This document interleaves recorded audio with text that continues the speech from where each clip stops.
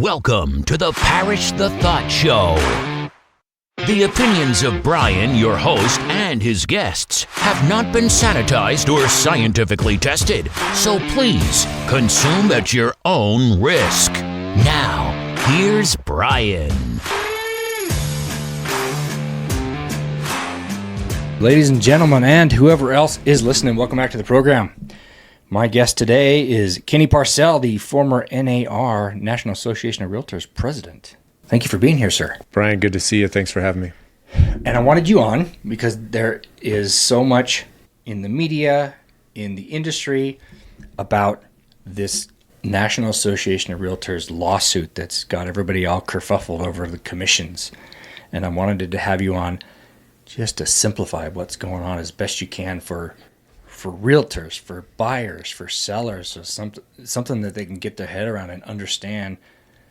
Is this a doom and gloom? Do we all need to be afraid? Or is this just a minor adjustment in the industry and we all just move on and become better people and agents? Yeah, I think it's just things that adapt and things change. This is all the way back from 2019 when this first lawsuit, there was two class action lawsuits, one in Illinois and one in Missouri. The Missouri one went to trial this last fall in 2023. And unfortunately, the realtors lost and the private property and consumers lost. And the reason why they lost, Brian, is because the system has worked. The system has always been to where if you want to put your home on the MLS and offer some kind of a form of a compensation as of $1 if you wanted to, then you could. And so the class action attorneys won, and then what's funny about it, the class action attorney is probably going to walk away with somewhere in about $120 million, and all those people that piled on the class action lawsuit, they're going to end up estimating between $80 to $120 each person that hopped on that case. The consumer, that's what they're going to get. So the real winners here are the class action attorneys. Isn't that always the case in a class action suit for the most part? Yeah, I think it's always funny when you see, did you drink the water in Camp Lejeune in 1960 and do you have cancer and you're 80? Well, are you 80 and do you have cancer because you have cancer, or is it because you drank the water in 1960 in Camp Lejeune? And so I think that's what you got to look at it here. It's just a bad situation, and unfortunately the consumer and private property rights people lost. Again, I've been in this industry for almost 6 years as a builder agent, so I have a different perspective, but it almost seems like it was a problem that never really existed that someone created.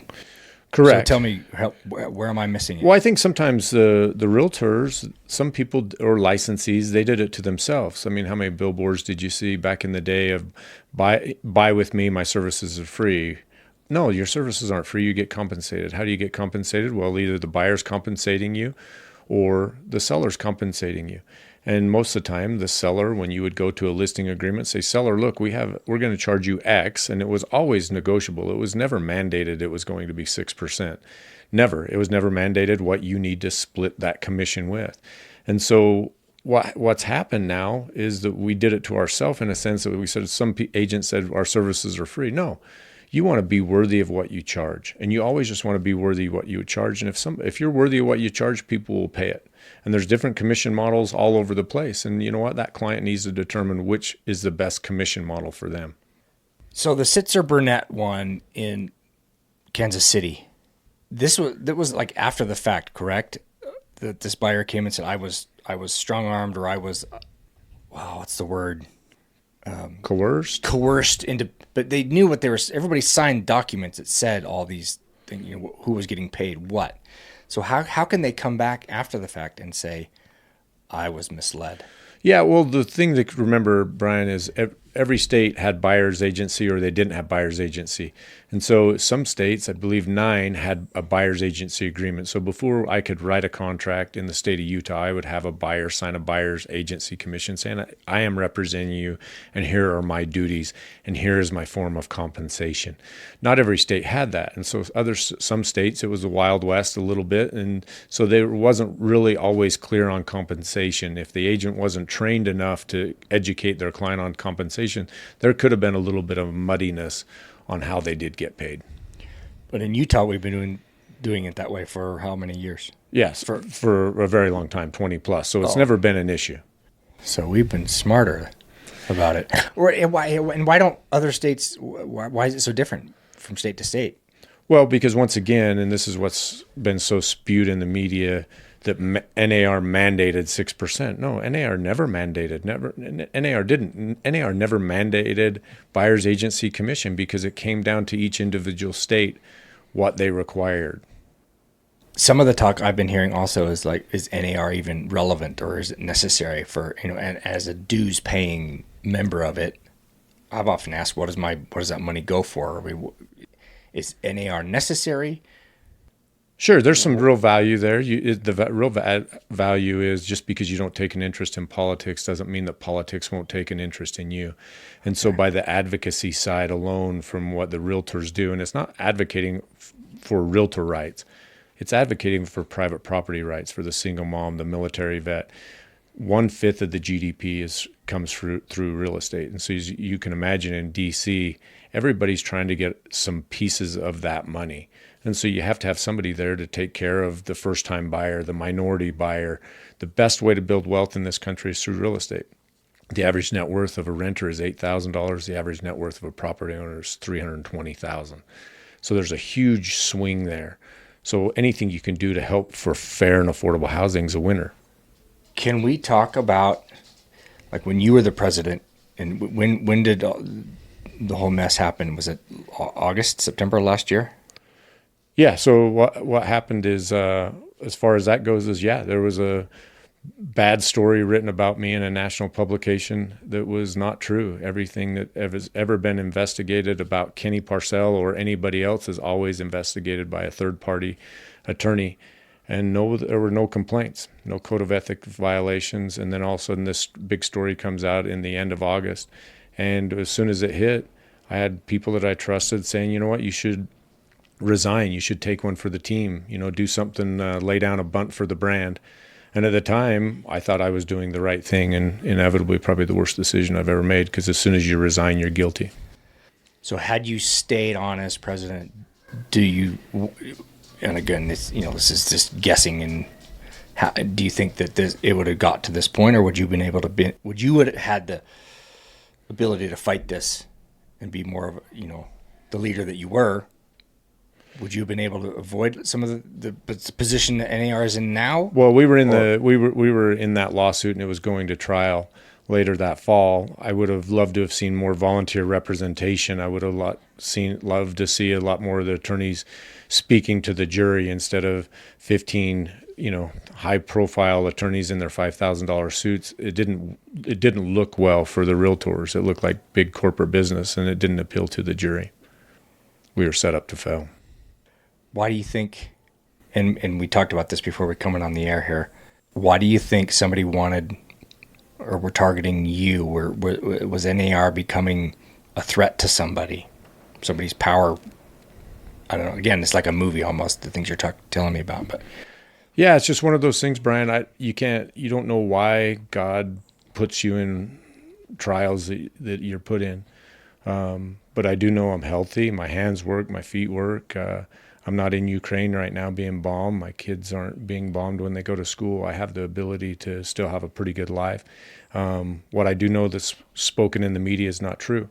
And I know that from firsthand experience, because I know the truth, and I know God knows the truth, but anybody can write anything they want about you. And unfortunately, people read it, and that's why they call it fake news.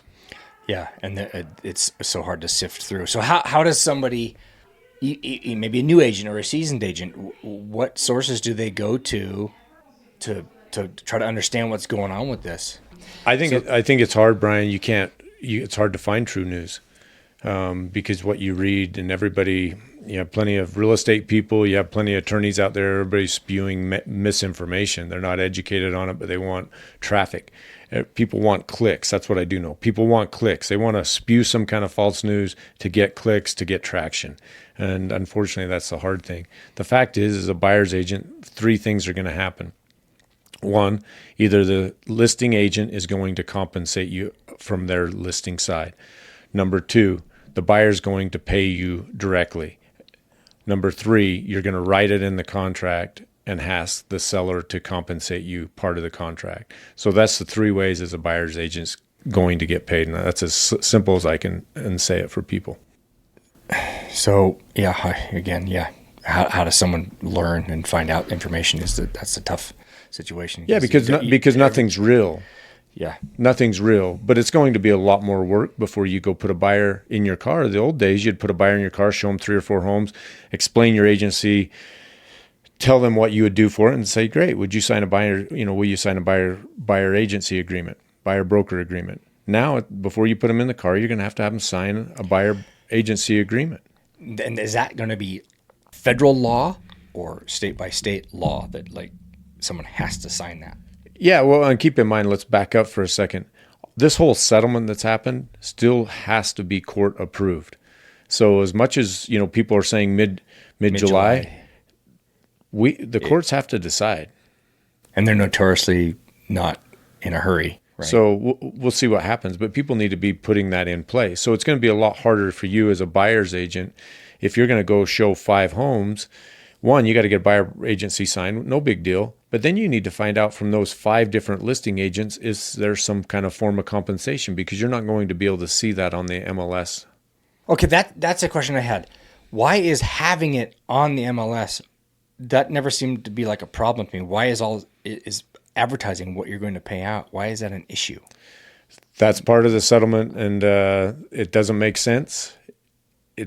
It's never made sense. Even part of back in the day when we had a Department of Justice settlement with them, part of it was you couldn't search on the buyer's agency commission on the MLS, so we removed it. And then shortly thereafter, a new administration came in the White House, and for the first time in the history of the Department of Justice, they rescinded a settlement. Because that seems like it's transparency if you have it listed there. Now it almost seems like, well, it might be in there somewhere. It's going to be buried in the fine print. So am I missing something? No, you're spot on. And it's just a lot more work for more people. So before you go show 5 homes, you got to do the legwork to be compensated. How if you're going to be compensated, how you write the contract. And then also if you're the listing agent, if you have 5 showings on your listing, you're going to get 5 calls or 5 communications of, is there compensation? How much is that compensation? And all that other thing. So it just creates a lot more work, a lot more chance for problems. What haven't I asked you about this whole situation that you want to share? Because we could probably talk for hours about this, but yeah, I think for the real estate agent, for the realtor out there, is get involved, be part of, really know what's going on. And then if you're a buyer's agent, that's how you're going to be compensated. When you're a listing agent, you're going to have to talk about compensation and how you feel like you're going to offer some of your compensation to another buyer's agent, and educating your clients. We need to do a good job, and then also be worthy of what we charge and play nice in the sandbox. With COVID and multiple offers and everything got crazy, we forgot that service side. One thing I always loved about you, Brian, is you're always good to work with. You always responded. You always cared about the client, not just your client, but my client. And we always would push for you because why? Because you did a good job and you cared. And so I think we're going to have to get back. There's going to be people that leave the business, but the good ones are going to survive. A smooth sea never made for a skilled sailor. And so anybody can drive a boat when it's smooth sea. It's going to be rough seas for a little while, and you're just going to take a little bit of a skilled sailor. And it's going to be a skilled sailor for a client to hire you as their realtor. I think that's what they call it, merit-based or something. Weird. So what a concept. Yeah, you have to have a give a crap factor, and that's people have often asked me, what's your secret to your success? I don't have any secrets. I just try to take care of people as best I can. And I don't think it gets any more complicated than that. You want to take care of people, and you care about everybody involved. You want a good transaction. And so it's good for everybody. And so I think the good agents, I think, stand to do well. I think the ones that got into business and during the peak of the COVID, and you did the 3 Ps of marketing, put a sign up, put on the MLS, and pray somebody else will sell it. I think that day's come and gone. But I think take care of people, treat people how you want to be treated, and go from there. Yeah, this is going to make us better.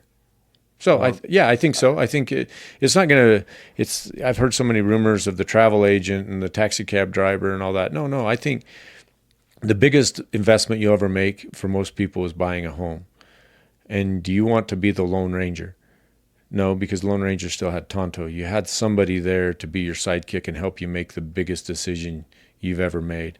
And it's worth it. If you're worthy of it, you're worth it. And people still like that face-to-face, the personal relationships. Correct. Which is almost a dying art, it seems, but people Correct. still like that. Yeah, no, I made it a point to come out and to see in too. It's easier to be here. And so I think, for the people that it's gloom and doom, the sky's falling, all those things. I don't think so. I think we're not governed by the majority that participates. Or we're not governed by the majority, we're governed by the majority that participates. And so I think people are going to have to get more involved in their community and know what's going on in the real estate and for taxes and what's a threat to the industry. And you got to have a voice. And if you don't, then you might become the dinosaur and become extinct. How can people find you if they have questions that I can't answer for them? Oh, that's fine. Just Kenny at kennyparcell.com. So okay. Parcell is with 2 L's, but it's... people ask me all the time, do you regret serving? No. I've done so many cool things, and I've made some real impact. Worked hard on FHA mortgage insurance being cut in half. And I won't take all the credit because there's a lot of people, but there's some fingerprints. There's a lot of things that happened federally that testified in front of Congress that had real impact to people. Should I have resigned? No. But I made a lot of lasting friendships along the way. And I also found out that true friends weren't your real friends. They were there because you had authority or power, and they were using you along the way. And those are hurtful, but those are life lessons. So for me, I'm still just grateful that I'm in an industry I love, good people, good clients, and people that still believe in me. And I really truly consider friends. Could you ever, or would you ever run again for that position as president of NAR? How does that work now? No, I mean, technically you could, but no, I think it's you come to a point that you build up to that. Most of the elections are contested. I ran unopposed from Utah, which is a really small state. But no, it's time. I think it's time only for a year anyway, because then it's time for another leader to step in and carry the ball. You always want to be moving, and leadership isn't an eternal concept in a position. You should never be in a position for too long. Well, Congress has not got that memo.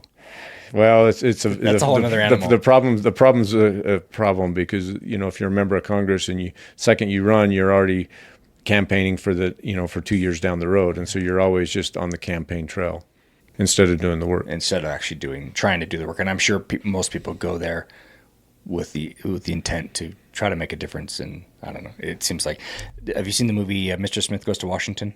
I have not. It's a Jimmy Stewart one, and this random farmer type guy some Congress member dies, and he gets appointed to that position. And a lot of the deep-seated old boys that are in Congress think that they can just run, use him for their gain.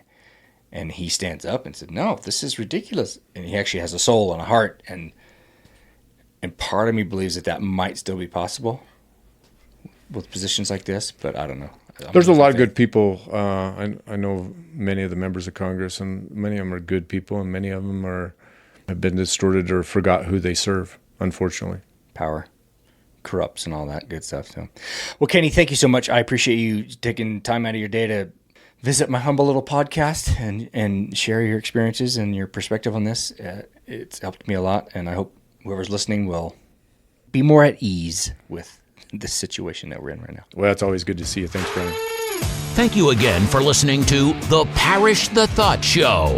We know you have many podcast options and appreciate that you have chosen us. If you love what you hear, please give us a rating on whatever platform you find us. And don't forget to share, like, and subscribe. If you hate what you hear, only tell us.